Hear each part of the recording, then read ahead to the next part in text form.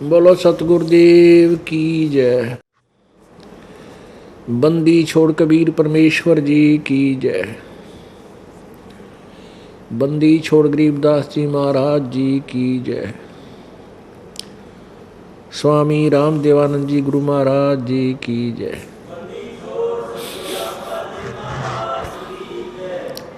सर्व संतों की जय। सर्व भक्तों की जय। धर्मी पुरुषों की जय। श्री काशी धाम की जय। श्री छुडानी धाम की जय।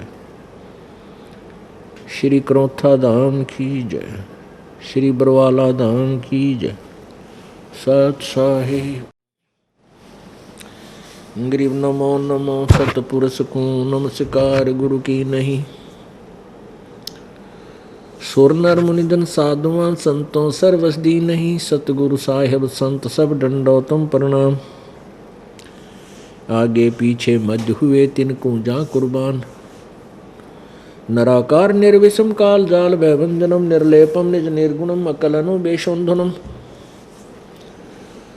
सोहम सुरति समाप्तम सकल समाना निरतलय उज्ज्वल हिरंबर हरदमम बेपरवा अथा है वार पार नहीं मज्जतम। गरीब जो सुमर सिद्ध होई गणनायक गलताना। करो अनुग्रह सोई पारस पद परवाना। आदि गणेश मनाऊं गणनायक देवन देवा। चरण कमल लो लाऊं आदंत करूं सेवा। परम शक्ति संगीतम ऋषि दाता सोई। अवगत गुण अतीतम सत्य पुरुष निर्मोही। जगदम्बा जगदीशम मंगल रूप मुरारी। तन मन अर्पों शेषम भक्ति मुक्ति भंडारी। सुर नर मुनि जन ध्यावे ब्रह्मा विष्णु महेशा। शेष सहस मुख गावे पूजे आज गणेशा। इंद्र कुबेर सरीखा वरुण धर्म राय ध्यावे। समर्थ जीवन जी का मन इच्छा फल पावे। 33 कोटि आधारा जावे 88। उतरे भव जल पारा कट है यम की फांसी। 33 कोटि आधारा जावे 88। उतरे भव जल पारा कट है यम की फांसी। कर जोरूं विनती करूं दरूं चरण पर शीश। गुरु जी राम देवानंद जी महाराज ने दियो नाम बख्शीस। कोटि कोटि सिजदा करूं कोटि कोटि प्रणाम। चरण कमल में राखियो मैं बांदी जाम गुलाम। कुत्ता तेरे दरबार का मोतिया मेरा नाम। गले प्रेम की जेवड़ी जांखे चौहा जाऊं।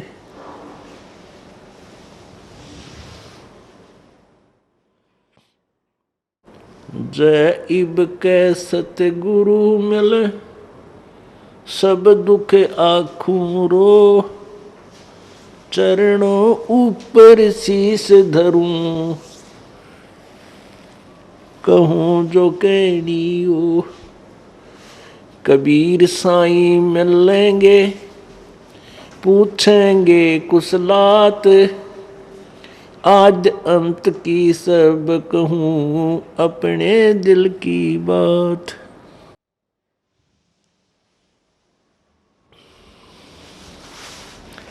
गुरु जी तुम ना भूलियो चाहे लाख लोग मिल जाई। हमसे तुमको बहुत है तुमसे हमको नहीं। तुमरे विसारे क्या बने मैं किसकी शरण में जाऊं। शिव बिरंच मुनि नारदा, इनके हृदय न समाऊं। अवगुण किए तो बहुत किए, करत न मनी हारे। बावे बंदा बख्श दियो, बावे गर्दन उतार। अवगुण मेरे बाप जी, बख्शो गरीब नवाज। जो मैं पूत कपूत हूँ, बड़े पिता को लाज। मैं अपराधी जन्म का, नक्शक बरे विकार। तुम दाता दुख भंजना, मेरी करो संभार। कबीर लूट सको तो लूटियो, राम नाम की लूट। पीछे फिर पछताओगे, प्राण जाएंगे छूट। उदय अस्त बीच चक्कर चले थे, ऐसी जन ठकुराई। चुन करी ईश्वर कल्प करी, तब खोज न पाया राई। सर्व सोने की लंका होती, रावण से रणधीरम। एक पलक में राज विराजीव, जम की पड़े जंजीरम। मर्द गर्द में मिल गए वो, रावण से रणधीर। कंस के सी चाणूर से, हिरणा कुछ बलबीर। तेरी क्या बुनियाद है, तू जीव जन्म धर लेत। गरीब दास हरि भजन बिना, तेरा खाली रह जा खेत। परमपिता परमात्मा कबीर परमेश्वर जी काल जाल में फंसी हुई आत्माओं को हमारे निज घर का ज्ञान कराने के लिए वे स्वयं ही आते हैं। वो परमेश्वर हमें याद दिलाते हैं कि तुम यहाँ के वासी नहीं हो। आपके साथ काल भगवान ने, इस ब्रह्म ने, जो 21 ब्रह्मांड का स्वामी है, आपके साथ एक छलावा किया है, आपको धोखे में रखा हुआ है और आपको इतना आरूढ़ कर दिया है इस नकली, इस झूठे लोक में और यहाँ के इस भौतिक सुख के अंदर कि आप इसको वास्तविक स्थान और वास्तविक सुख मान चुके हो। पुण्यात्माओं, हम ध्यान नहीं देते कभी भी, क्योंकि इतना समय हमारे पास काल ने छोड़ा नहीं। हमें केवल अपने पेट भरने के धंधे में ही जोड़ रखा है, जैसे तेली कोल्हू में जोड़ देता है बैल को और उसकी आंखें बांध देता है, वो सारा दिन घूमता रहता है।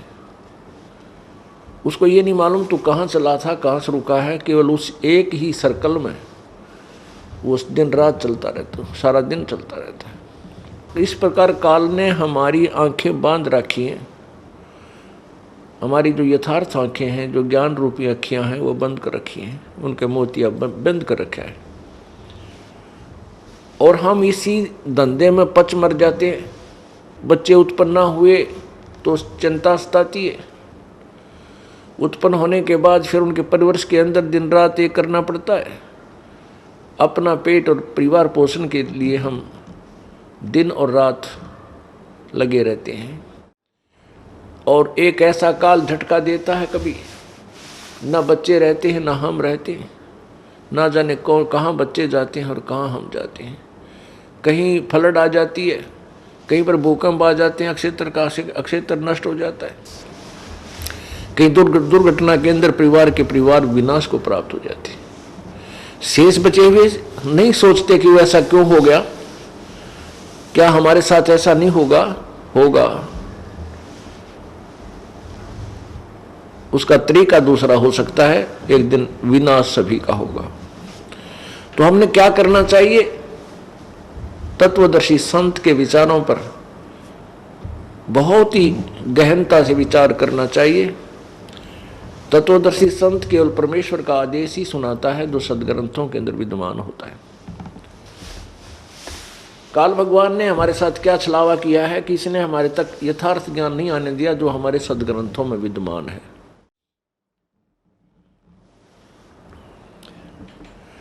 और जो चार वेद काल भगवान ने, ब्रह्म भगवान ने जो प्रदान किए ब्रह्मा जी को, वो इनकम्प्लीट हैं। इनकी साधना से जीव पार नहीं हो सकता, वेदानुसार साधना से। इसमें केवल ब्रह्म भगवान की साधना है जिसका ओम मंत्र है, और पूर्ण परमात्मा की भक्ति के लिए इसने ऑप्शन छोड़ रखा है कि उस परमात्मा की भक्ति जो पूर्ण मोक्षदायक है, जहाँ जाने के बाद फिर जन्म मृत्यु कभी नहीं होती, वहाँ सदा सुखी रहता है प्राणी, उस भक्ति के लिए, उस परमात्मा के ज्ञान के लिए वेदों में और गीता जी में,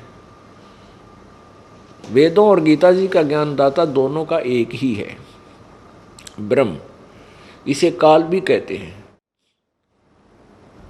इसने कहा कि वो तत्व ज्ञान कोई तत्वदर्शी संत ही बताएगा, उनसे सुनो।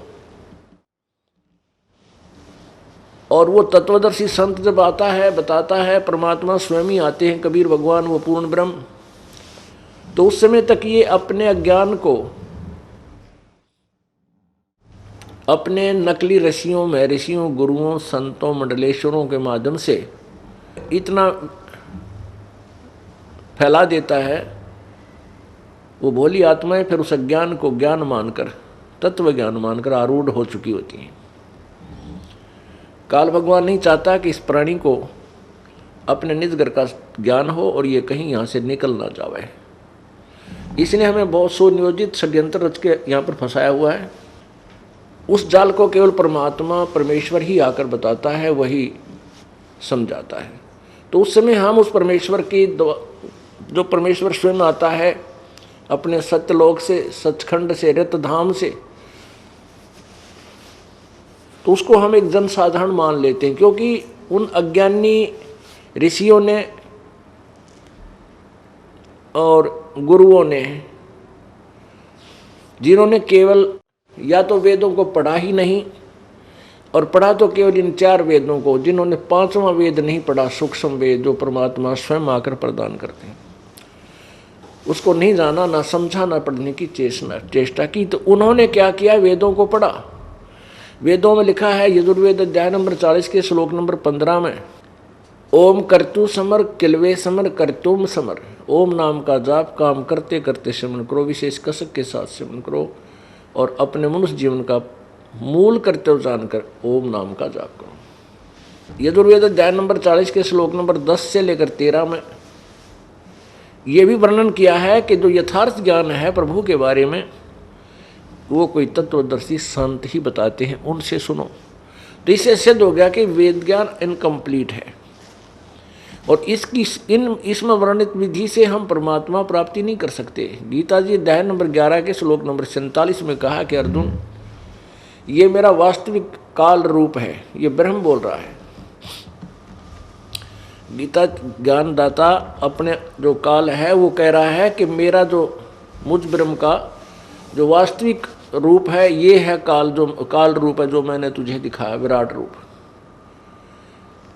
इसको तेरे अतिरिक्त पहले किसी ने नहीं देखा। गीता जी अध्याय नंबर 11 के श्लोक 48 में कहा कि अर्जुन, मेरे इस स्वरूप की प्राप्ति, मेरी प्राप्ति अर्थात मेरी प्राप्ति यानी काल की प्राप्ति, ब्रह्म की प्राप्ति, न तो वेदों में वर्णित यज्ञ यानी धार्मिक अनुष्ठानों के आधार से हो सकती है, न किसी जप से, न तप से, यानी ओम नाम के जप से भी मेरी प्राप्ति नहीं है। अब जिन्होंने वेदों को पढ़ा, उन्होंने ओम नाम को परमात्मा प्राप्ति का मंत्र जान कर, क्योंकि और कोई मंत्र इसमें लिखा नहीं, लेकिन उनकी बुद्धि यहाँ काम नहीं की कि जब इस वेदों में ये भी तो लिखा है कि पूर्ण कंप्लीट नॉलेज तो कोई तत्वदर्शी संत बताएगा, वो कौन होगा, वहाँ बुद्धि गई नहीं। ओम नाम के जाप को पूर्ण परमात्मा का मानकर उसी के आधार से साधना प्रारंभ कर दी। उन साधनाओं के आधार से उनको परमात्मा नहीं मिला, क्योंकि वो लिखा हुआ पहले कि वो नहीं मिल सकता। तो उन्होंने क्या थ्योरी बना दी, क्या सिद्धांत बना दिया कि परमात्मा निराकार है। और ये काल क्या करता है, जब ओम नाम के जाप से या मेडिटेशन आदि किया करते थे तो ये क्या करता था, किसी को ब्रह्मा के रूप में दर्शन दे देता, अपने पुत्र रजगुण ब्रह्मा जी के रूप में, किसी को अपने पुत्र सतगुण विष्णु जी के रूप में दर्शन दे देता, और किसी को अपने पुत्र तमोगुण शिव जी के रूप में दर्शन दे देता है। तो साधक ये सोच लेता है कि परमात्मा तो मिला नहीं, मेरे को इतने दिन हो गए साधना और मेडिटेशन करते हुए, मेरे को भगवान शिव के दर्शन हुए, यही सर्वेश्वर है, यही महेश्वर है। तो वो इस तरह इन रजगुण ब्रह्मा जी, सतगुण विष्णु जी, तमगुण शिव जी की महिमा बन गई, और सब ने ऋषियों ने, महर्षियों ने अपने विचार की सुई इन्हीं पर सेट कर ली कि ये है भगवान, यही परमात्मा है। इसलिए इनको सर्वेश्वर, महेश्वर, मृत्युंजय, कालज्ञ कह करके इनकी महिमा मौखिक शुरू कर दी, और अपने द्वारा अपने अनुभव की पुस्तकें गढ़ दी नारी नारी, उनमें परमात्मा को निराकार लिख दिया।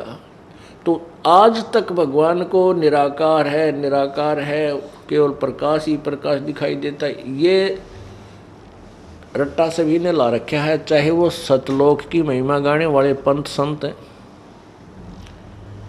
और चाहे ब्रह्मा विष्णु महेश की पुजारी हैं, और चाहे वो ईसाई धर्म से संबंधित हैं, चाहे वो मुसलमान धर्म से संबंधित हैं, सभी परमात्मा को निराकार मानते हैं। जबकि हमारे मूल ग्रंथ, सभी धर्मों के मूल ग्रंथ, पवित्र बाइबल, पवित्र कुरान शरीफ, पवित्र चारों वेद, पवित्र गीता जी भगवान को साकार बता रही है, और नर आकार बताती है, मनुष्य जैसा वो। तो ये अज्ञान अनुभव युक्त पुस्तकों ने हमारे अंदर अज्ञान ठोक दिया, उसको हटाने के लिए परमात्मा आए थे। अब परमेश्वर आते हैं, जब अपने मूल स्थान का ज्ञान कराते हैं तो हम मानते नहीं हैं, हम अड़ियल स्वभाव के हो चुके होते हैं, क्योंकि हमने 1 से 2 से 20 से 1000 व्यक्तियों से वही अज्ञान सुना हुआ होता है जो वेद ज्ञान और मूल ग्रंथों से विपरीत होता है, हम उसको सत्य मान चुके होते हैं। अब परमात्मा कबीर देव जी ने हमारे ऊपर कृपा बख्शी है कि हम शिक्षित हैं, सभी मानव समाज शिक्षित वर्तमान में है, और हम अपने सदग्रंथों को स्वयं देख सकते हैं। ये दास भेज दिया परमेश्वर ने आप जी को इन सदग्रंथों के रूबरू कराने के लिए, और आप आसानी से इनको देख करके अपना कल्याण करवा लोगे, परमात्मा को पहचानोगे, और अपना जो पुराना ज्ञान है उसको त्याग दोगे। परमेश्वर कबीर जी का ज्ञान कुछ एक पुण्यात्माओं ने ग्रहण हुआ, और परमात्मा का साक्षात्कार भी कुछ एक आत्माओं को हुआ। उन पुण्यात्माओं में से कौन कौन है? आदरणीय धर्मदास साहिब जी, आदरणीय दादू साहिब जी, आदरणीय मुल्कदास साहिब जी, आदरणीय गरीबदास साहिब जी, आदरणीय नानक साहिब जी, और आदरणीय घीसा साहिब जी, आदरणीय ऋषि रामानंद साहिब जी। इन 7 महापुरुषों को परमात्मा का साक्षात्कार हुआ। ये पहले अपने ही आधार से अन्य पूजाएं किया करते थे जो हम और आप किया करते थे। उसके उपरांत परमात्मा ने इनको अपने निज स्थान रतधाम को दिखाया, सतलोक को दिखाया, सतधाम को दिखाया, अपनी शक्ति से परिचित करवाया। उसके बाद इन महापुरुषों ने उस परमेश्वर की महिमा के एफिडेविट लिखे हैं अमृतवाणी में। अपनी अमृतवाणी में कबीर भगवान की महिमा गाई है। इनके अतिरिक्त किसी ने परमात्मा नहीं पाया ना देखा। उन्होंने वेदों और गीता के विरुद्ध ज्ञान युक्त अपनी थ्योरी बना करके, सिद्धांत बना करके समाज में फैलाया, अज्ञान फैलाया। उस अज्ञान से युक्त हम सभी रंगे हुए थे, और परमात्मा ने हमें आकर के उस अज्ञान को हटा करके अब तत्व ज्ञान हमें दिया। परमात्मा कबीर परमेश्वर जी संत गरीबदास जी को मिले। हरियाणा प्रांत, जिला झज्जर, उस समय रोहतक जिला, अब झज्जर, और गांव छुडानी में। परमात्मा की महिमा से परिचित होने के उपरांत आदरणीय गरीबदास साहिब जी ने परमेश्वर जी की महिमा कलम तोड़ लिखी। गरीबदास जी ने कहा है अपनी अमृतवाणी में, चीनो सत शब्द नबेड़ा है, चीनो सत शब्द, यानी वो सार नाम को पहचानो जब तुम्हारे इस झंझट का नबेड़ा होगा, छुटकारा होगा। ऐठा ऐठी करते प्राणी, या मैं क्या तेरा क्या मेरा है, यो सतगुर का खेत मंड्या है रे, ज्ञान शब्द समसेरा है। तीर्थ व्रत ग्यास कर भूले, यो एक बड़ा बखेड़ा है, चार वेद और पुराण 18, यो एक उजड़ झेरा है। जो मूर्ति ठाकुर ठहराए, सो तो घड़ी ठठेरा है, चार मूर्ति बैकुंठ नहीं रे, वो तो मार्ग अगम उचेरा है। बैकुंठ के जीव आवे जाही, हर हट के सा फेरा है, 16 संघ विहंगम गैली, जहाँ सतगुरु का डेरा है। कह दास गरीब सतलोक चलो रे, धरियो ध्यान उचेरा है। अब क्या बताते हैं कि चिन्नो सत शब्द, यानी जैसे गीता जी अध्याय नंबर 17 के श्लोक नंबर 23 में कहा कि ओम तत्सत इति निर्देश है ब्रह्मण त्रिविध समर्थ है। पूर्ण परमात्मा, ब्रह्मण माने सच्चिदानंद घन ब्रह्म, अर्थात गीता ज्ञानदाता से कोई अन्य ब्रह्म है, वो सच्चिदानंद घन ब्रह्म है, पूर्ण परमात्मा है। उसकी प्राप्ति का केवल ओम तत्सत यही एक मंत्र है। उसमें ओम मंत्र तो ब्रह्म का है, जिसको क्षर ब्रह्म भी बोलते हैं, क्षर पुरुष भी कहते हैं। और तत् जो शब्द है, तत् नाम जो है, सांकेतिक है। ये अक्षर ब्रह्म का है, अक्षर पुरुष भी बोलते हैं उसको, पर ब्रह्म भी कहते हैं। और सत शब्द ये सार नाम है, ये पूर्ण परमात्मा का मंत्र है। तो यहां वही बात कही है गरीबदास साहिब जी ने कि चीनो सत शब्द नबेड़ा है। अब यहां पर जैसे कबीर परमेश्वर जी कहते हैं कि सोहम शब्द हम जग में लाए, और ये सत शब्द, ये सार शब्द हमने गुप्त छिपाए। पुण्यात्माओं, ये जो सोहम शब्द है, इसको आप इसको किसी भी वेद या किसी पुराणों में नहीं पा सकते, ये है ही नहीं। किसी भी ऋषि को इसका ज्ञान नहीं था। ये तो परमेश्वर ने आकर के अपनी कृपा से ये मंत्र हमें प्रदान किया, और वो भी कुछ एक पुण्यात्माओं को दिया, अपनी वाणी में अवश्य लिख दिया। तो यहाँ क्या बताया है कि सतनाम ओम मंत्र ब्रह्म का, और ये तत् पर ब्रह्म का जो सांकेतिक है, इन दोनों के मेल से एक सतनाम बनता है। तो सतनाम तक तो पुण्यात्माओं को बता दिया, और आगे उन्होंने कुछ एक प्राणियों को दिया, लेकिन सत शब्द यानी सार शब्द को छुपा रखा है। परमात्मा कहते हैं कि सोहम शब्द हम जग में लाए, सार शब्द हमने गुप्त छुपाया। ये नहीं बताया किसी को, अब बताएंगे। पवित्र कबीर सागर यानी सच्चिदानंद घन ब्रह्म की वाणी में क्या लिखा है कि धर्मदास तो लाख दोहाई, ये सत शब्द कहीं बार न जाई, सार शब्द कहो ते सत शब्द कहो। सार शब्द बाहर जो पढ़ी, बिचली पीढ़ी हंस नहीं तरही। इसी प्रकार कहा है कि धर्मदास तो लाख दुहाई, ये सत्य ज्ञान, ये वास्तविक ज्ञान, तत्व ज्ञान, सार ज्ञान कहीं बार, मूल ज्ञान कहीं बार ना पड़ जाई। मूल ज्ञान बाहर जो पढ़ी, बिजली पीढ़ी हंस नी तरही। और मूल ज्ञान को तब तक छुपाई जब तक द्वादश पंथ ना मिट जाए। इस मूल ज्ञान को तब तक छुपा के रखना था जो तत्व ज्ञान अब प्रकाश किया जा रहा है, सदग्रंथों में हमारे में विद्यमान है, अभी तक ये उजागर नहीं हो पाया था। तो इसलिए परमात्मा का आदेश था कि उसको अभी नहीं बताना है, समय आएगा तब हम सबको बताएंगे। यहाँ क्या बताया है कि सचिन्नो सत शब्द न बेड़ा है। भाई उस केवल इस दो मंत्र से भी बात नहीं बनेगी। कबीर साहब जी कहते हैं, सोहम सोहम जप मरे और व्यर्था जन्म गंवाया, सार शब्द वो सत शब्द मुक्ति का दाता, वाह का भेद नहीं पाया।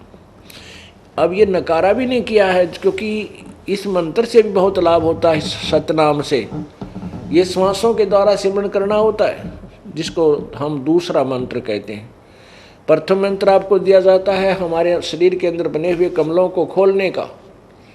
शरीर के अंदर रीढ़ की हड्डी के अंदरली तरफ हमारे अंदर एक कमल बने हुए आंतड़ीसी हैं, तो उन कमलों को खोलने का मंत्र है। खोलने का मीन ये है कि हमारे ऊपर जो इन देवताओं का ऋण है उस मजदूरी से वो खत्म हो जाएगा। वो हमें आगे जाने देंगे जब हम सतलोक जाने की तैयारी करके चलेंगे। और ये दो मंत्र का जो जाप है सतनाम वाला, जिनको सतनाम प्राप्त हो चुका है उनको अंडरस्टूड है, उनको ज्ञान है। उसमें एक ओम मंत्र है और एक तत्व है जो सांकेतिक है, जिनको मिल चुका है उनको पता है। इस ओम नाम का जाप की कमाई हम ब्रह्म को दे देंगे, काल को, ज्योति निरंजन को,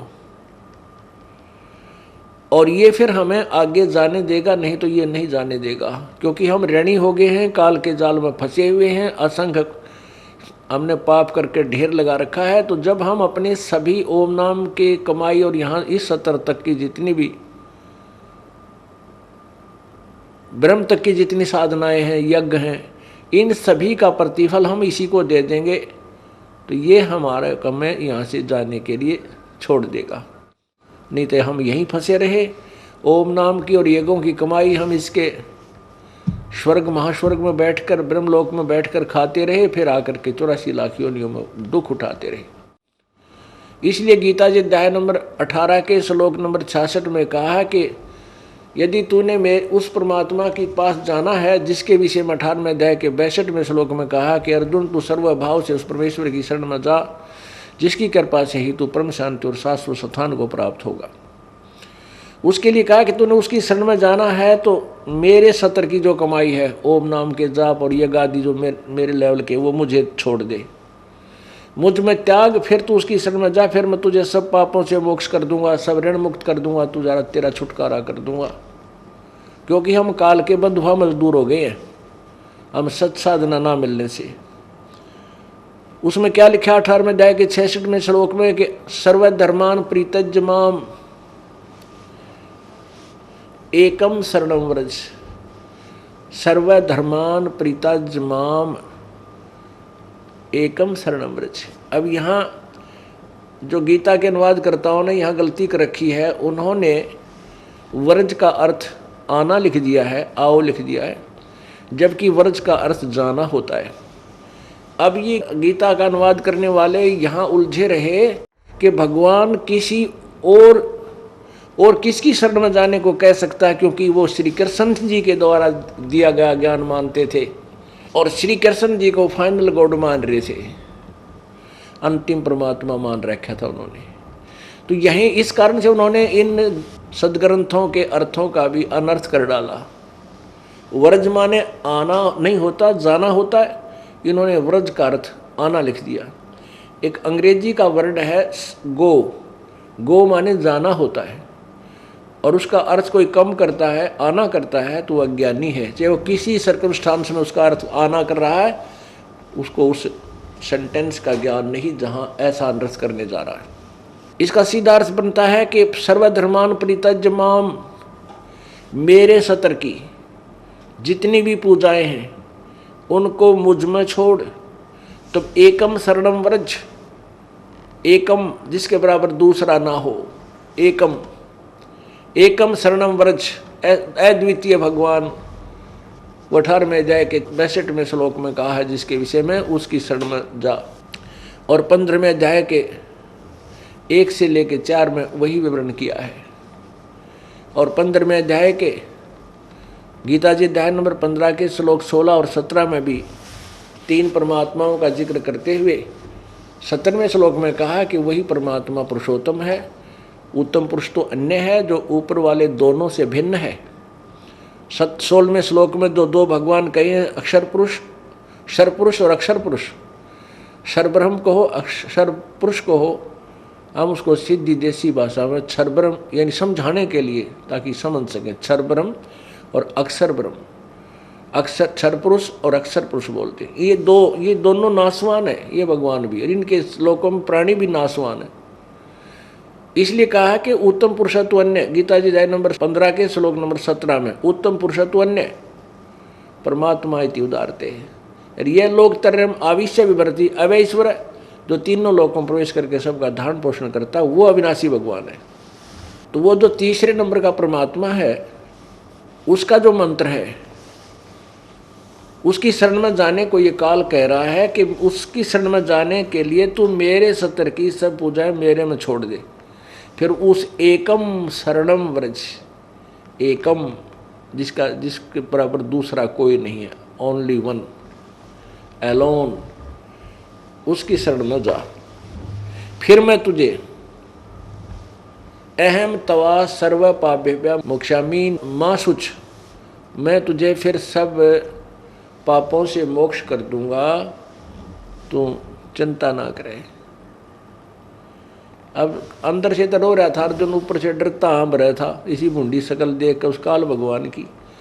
तो अंदर से जान रहा था कि घबराया हुआ है। फिर उसका दिल डांटने के लिए तो उसकी शरण में जाना है तो तत्वदर्शी संत खोज ले और मेरे सतर की सब पूजा मेरे पास धर दे, मेरे को दे दे। तो हम इस ओम नाम के जाप की कमाई और यज्ञ हवन आदि जो है, इनका जो प्रतिफल है हम इस काल भगवान ब्रह्म को दे देंगे, जो 21 ब्रह्मांड का स्वामी है, जो ब्रह्मा विष्णु महेश जी का पिता है। फिर ये हमें छोड़ देगा। फिर हम चलेंगे आगे को परब्रह्म यानी अक्षर पुरुष के लोकों को पार करते हुए। बहुत लंबा क्षेत्र है, 7 शंख ब्रह्मांड है उसके लोक से हमें पार होकर जाना है। तो उसके लोक का किराया देना है, टैक्स देना है। वो तत्व मंत्र है, वो तत्व मंत्र की कमाई इस हम परब्रह्म यानी अक्षर ब्रह्म को दे देंगे। और जो सत्य शब्द है, जो सार नाम है, इसकी कमाई हमें सतलोक में स्थायी स्थान देगी। जो तत्नाम है, जो ओम तत् सत्य में जो सेकंड मंत्र है, इसकी कमाई हमारे को भंवर गुफा तक ले जाएगी। कौन सी भंवर गुफा? जो 7 संग ब्रह्मांड पार करके और सतलोक में प्रवेश कराती है, वहां तक ले जाएगी। उससे आगे हमें उस सत्य शब्द की कमाई हमारे काम आएगी। पुण्यात्माओं, कई भक्त असमंजस में पड़ जाते हैं कि हम तो बूढ़े हो गए, हो सकता सार नाम ना भी मिल रहा है, तुम्हारा क्या होगा, हम तो व्यर्थ होगा जीवन। ऐसी कोई बात नहीं है। जो कमाई आप कर रहे हो या व्यर्थ नहीं जाएगी। कबीर कमाई अपनी कदे ना निष्फल जा, 7 समुद्र आडे पड़ा मिलाएगा हुआ। अब जैसे सतनाम का जाप तुमने जितना भी किया है, ये आपके साथ रहेगा,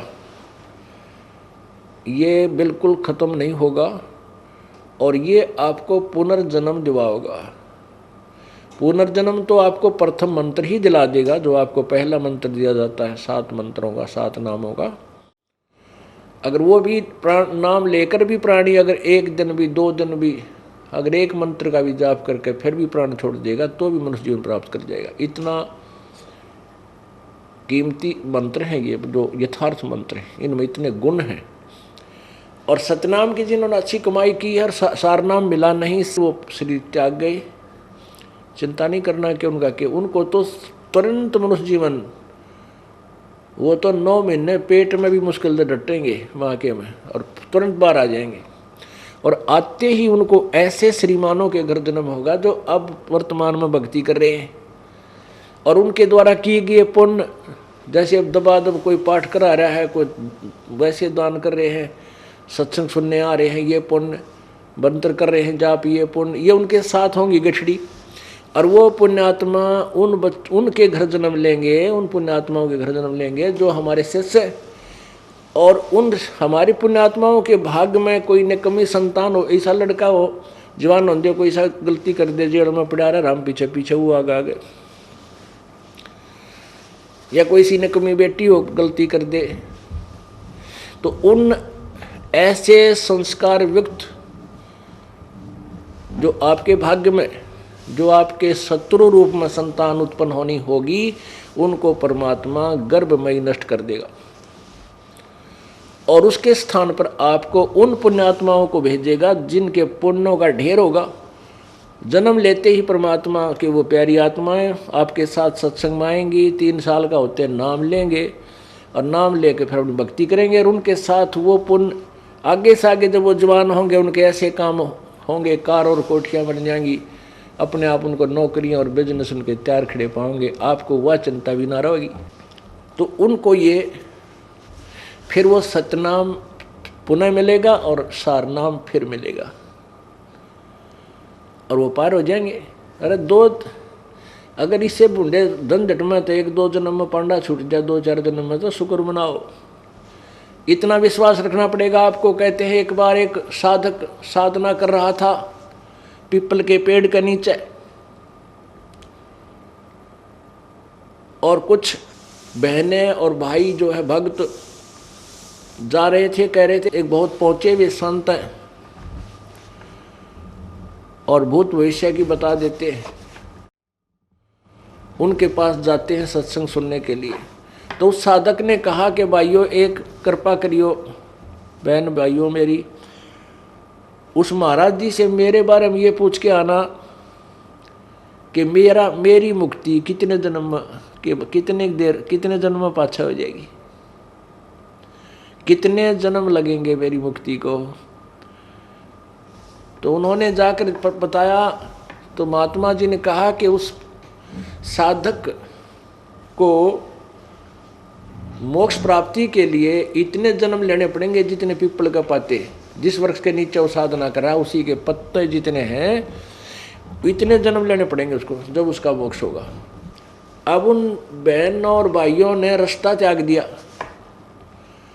हम वहाँ से जाएंगे उस रास्ते से जहाँ पर वो साधक साधना कर रहा है और उसको हम ये बताएंगे कि तू तेरा मोक्ष इस पीपल के पत्तों जितने जन्म ले लेगा जब होगा, कहीं उसका हार्ट अटैक ना हो जाए, इसलिए वह दूसरा साइड बदल कर दूर सी का 1 एकड़ दूरी का जान लग गए।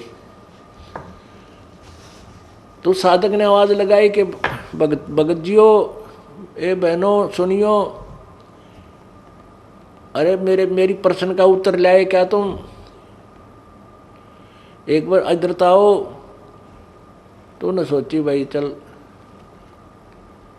हमने सोचा कि ध्यान देगा साधना में बैठा है, पर उसके तो नज़र नहीं छिगवाएंगे और बतावेंगे। वो चले गए उसके पास, उन्होंने कहा कि महात्मा जी ने कुछ बताया मेरे बारे में। तो वो कहने लगे भक्त और भक्तमती के भगत जी के बतावा, हमने तो डर लग गया बताती आना। वो कहने लगा बहनों भाइयों बताओ, अवश्य बताओ, बता दो जो भी है, मुझे कोई डर नहीं है, कितना समय लगे मैंने तो काम करना है। तो उन्होंने कहा कि महाराज जी ने ये बताया है कि भाई जितने इस पीपल का पत्ते हैं ना, ये पीपल का जितने पत्ते हैं जिसके नीचे तू साधना कर रहा है, इतने जन्म लेने पड़ेंगे फिर तेरा मोक्ष होगा। तो वो तो डांस करने लग गया, भंगड़ा पा दिया, खुशी मनाई, नाचर कूदन में बोला जय हो जय हो। वो बोले रतन तो रोना चाहिए, तो बेबेर बोली रतन तो रोना चाहिए था, तू आज खुशी मना रहा है। तो वो कहने लगा बहनों तुमने ना मेरा भाइयों अरे इस झंझट का अंत तो आवेगा, कम से कम इतने इतने पाछा आ जाएगा। अब इसका नो तो हो गया कि इसका एंड होगा, इतने दिन ना मेरा समझ इसका एंड भी होगा कि ना होगा, मैं तो डिलेड हूँ था। तो पुण्यात्माओं, उसने जब इतना सब्र कर लिया तो तुम नहीं भी इतना भी करना पड़ेगा। इस जन्म में ना तो अगले में, अगले में ना तो अगले में पार हो जाओगे। अगर सच्ची लगन से अंतिम श्वास तक केवल एक ही साधना और इसी परमेश्वर में और इस दास में श्रद्धा रही, यदि बाद में तुम कई ऐसे अनाड़ी और कर्महीन इंसान होते हैं, घर में थोड़ा सा सुख हो जाता है, गुरु जी को त्याग देते हैं, कहते भक्ति यही कर लेंगे, हम क्या फर्क पड़ा है। नहीं, परमात्मा कहते हैं कि मम संत मुझे जान मेरा ही स्वरूपम, मेरे संत को मेरा ही स्वरूप जानो। और उसके प्रति जो तुम्हारी प्रतिक्रिया है, अगर उससे तुम्हारा विक्षेप है तो मेरे से हो गया वो। अगर तुमने गुरु जी से किसी भी पॉइंट से विक्षेप कर लिया, किसी भी पॉइंट से आप उसे नाराज होकर दूर चले गए, तो मेरे से नाराज होगे तुम। फिर यहाँ आ लिए तुम, यहाँ क्यों बाट देखो। तो ऐसे हमने अपनी श्रद्धा बनानी है अंतिम श्वास तक उस परमात्मा के पाने की। तो क्या होगा कि जैसे हमने परमात्मा पाना है, और परमात्मा समझो जैसे हमने एक हैंडपंप लगाना है, हैंडपंप। और हैंडपंप का उद्देश्य क्या लगाने का? जल प्राप्त करना है। जल समझो गॉड है, भगवान है। और जो हम हैंडपंप लगाने के लिए प्रतिक्रिया शुरू करेंगे वो हमारा साधना है। श्वास, उस श्वास में जो सतनाम का जाप होता है, एक श्वास अंदर जावे, उस श्वास जो बाहर आवे, श्वास उस श्वास के सिमरन समझो बोकी। नलका लाते समय जो प्रयत्न होता है, बोकी मारा करें नीचे जमीन में, और उसकी मिट्टी काट के बाहर डाल दे, फिर मंड जाए तो उसको, और साथ के साथ एक पाइप लोअर करते हैं, लोअरिंग करते रहते हैं, पाइप को नीचे साथ ले जाते हैं। तो ये प्रयत्न तो समझो सतनाम के मंत्र आप बोकी मारन लाग रहे हो, सतनाम का जाप जो दूसरे मंत्र का है। और ये बोकी आपने लगाते रहना है जब तक जल प्राप्त ना हो ले, जल के आखिरी, जल में इस पाइप का आखिरी छोर ना पहुंच जाए। ये मान लीजिए हैंडपंप लगाना प्रारंभ कर दिया और चल रहे हो, मालिक पूछता है कि भाई हैंडपंप लाने वालों कि मैं बड़ी बात लागी बात लवाए, तो मिस्त्री कहता कि नहीं अभी ठीक ठिकाना नहीं आया है। और वो मालिक कहता है अरे बांध दो मशीन, लगा दो मशीन, ऊपर वाले क्यों देर कर रहे हो, तो वो नहीं लगाएगा। मिस्त्री, हैंडपंप लगाने वाला जो मैकेनिक है, वो परिचित है कि जब तक जल तक एंड नहीं पहुंच लेगा पाइप का, और तब तक इसे ऊपर वाले जो सिस्टम का, पंप का लगाने का कोई यूज़ नहीं। जो हाथ से चलाते हैं ना, ऊपर एक न्यारी होती है, उसको मशीन बोलते हैं, यंत्र। चाहे वो जो लगवाने वाला मालिक है वो कहता रहे कि भाई तुमने देर कर दी, लगा दो ने मशीन ऊपर वाली, तो वो नहीं लगाएगा। वो तभी लगाएगा जब उसको पक्का हो जाएगा कि अब जल प्राप्त होगा। अब मान लीजिए वो हैंडपंप की प्रोसीजर में बोकी लगाने में रात होगी, तो वो छोड़ देंगे वहीं पर, उसको सवेरे फिर वहीं से प्रारंभ कर देंगे। तो जितना प्रयत्न किया वो व्यर्थ नहीं गया उनका। अब समझ लीजिए आपने सतनाम, आपको सतनाम प्राप्त हो गया और सार नाम मिला नहीं, आपकी मृत्यु होगी, तो वो तो एक रात होगी, क्योंकि आप जिस उद्देश्य पर लगे हुए थे वो सवेरे याद रहेगा। अंतिम श्वास तक जिसका हम स्मरण जाप करते रहेंगे, पुनर्जन्म होगा, और वो अवश्य वो प्रोसीजर, वो क्रिया वहीं से प्रारंभ, वहीं से फिर भक्ति योग प्रारंभ हो जाएगा आपका, और फिर आपको सार नाम मिलेगा। तो अगले दिन जब उसने, यानी नेक्स्ट जीवन में भी आपका वो पानी तक पहुंच गई बोकी, वो पाइप, तो ऊपर मशीन लगाई जाती है, और वो मशीन लगा कर फिर ऐसे हाथ से चलाते हैं, फिर जल प्राप्त हो जाता है, वो जल निकलना आरंभ हो जाता है। तो ये है जल प्राप्त करने का प्रोसीजर, विधि। हैंडपंप लगाया, वो सतनाम समझो, नीचे वाली पाइप नीचे जमीन में ठोकी, पहुंचाई जल तक, वो तो है सतनाम का काम। और जो सारनाम यानी सारनाम का काम क्या है कि वो परमात्मा प्राप्त करावेगा। वो मशीन समझ लो हैंडपंप की, वो मंत्र है, वो यंत्र है ऊपर का हैंडपंप का। तो यदि आपको ये सतनाम के जाप करते रहे और बीच में अरुचि होगी गुरुदेव में, भगवान में, आप कहीं और चले गए, छोड़ दिया, त्याग दिया, तो फिर आपका काम सारा व्यर्थ हो गया। आपको फिर आगे ये प्रोसीजर ना जाने कौन से युग में मिलेगा, इस युग में नहीं मिलेगा, इस अगले जन्म में नहीं मिलेगा, जन्म मनुष्य का अवश्य हो जाएगा यदि गुरुद्रोही नहीं हुए। गुरुद्रोही हो गए, गुरुद्रोही का अर्थ होता है गुरु को त्याग देना ही गुरुद्रोही होता है। तो उस स्थिति में आपको आगे मनुष्य जन्म भी नहीं मिलेगा काफ़ी वर्षों तक, और आपका जितना ये साधना है इसको फूंक देगा परमात्मा, समाप्त कर देगा। तो गुरुद्रोही नहीं होना है, यह सबसे बड़ा पॉइंट आपने ध्यान रखना है। तो कहने का भाव ये है कि जैसे जिनको सतनाम मिल गया, सारनाम नहीं मिला और वो गुरुद्रोही नहीं हुए, अंतिम सांस तक श्रद्धा भी रही, जो प्राण त्याग भी गए, तो मनुष्य जीवन तुरंत और तुरंत ही फिर ये वहीं से योग, वहीं से भक्ति साधना प्रारंभ हो जाएगी आपकी, और शीघ्र ही सारनाम प्राप्त करके आप सतलोक चले जाओगे। तो इसमें हिम्मत भी और धैर्य भी रखना पड़ेगा।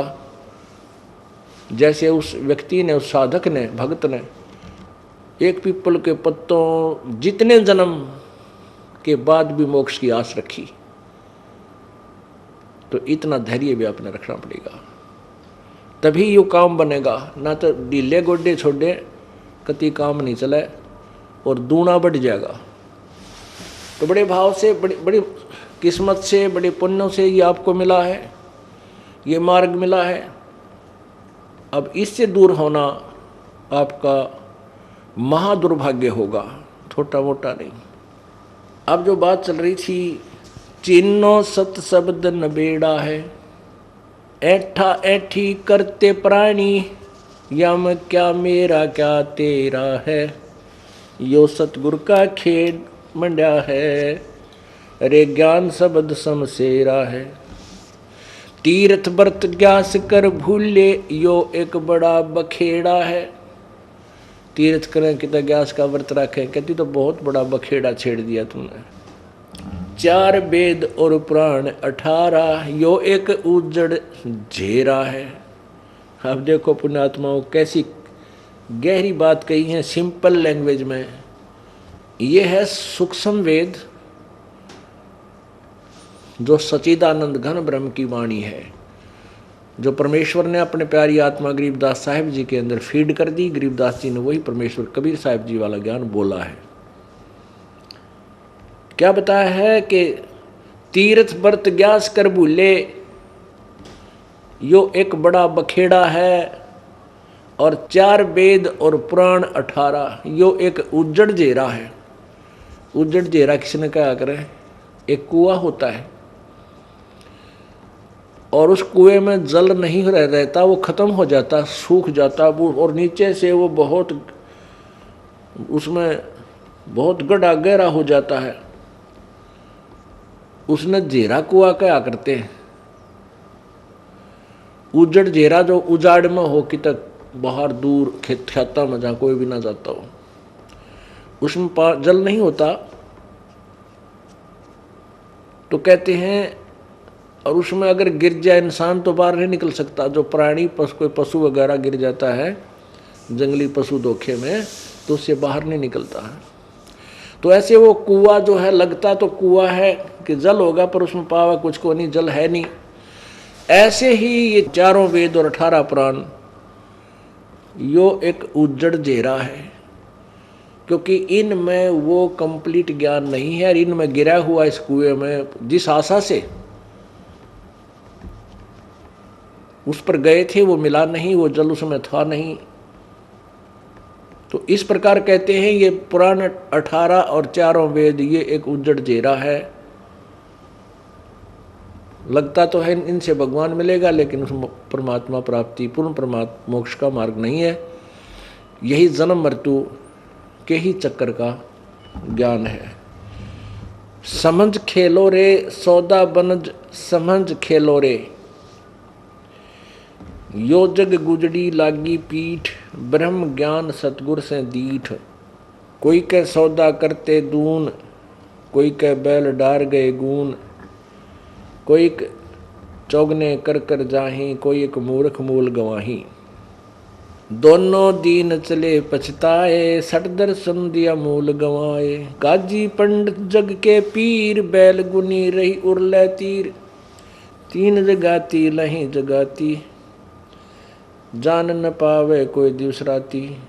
सुर नर मुनिजन भरत जगाती, ऐठ करे सो खाए लात। 33 सिर गुरज लगाया, सिद्ध 84 गए चुकाया। ब्रह्मा विष्णु महादेव भूल, गुजर लगा दे गए रसूल। 24 घेरे कुतवाल, 9 अवतार डार गए माल।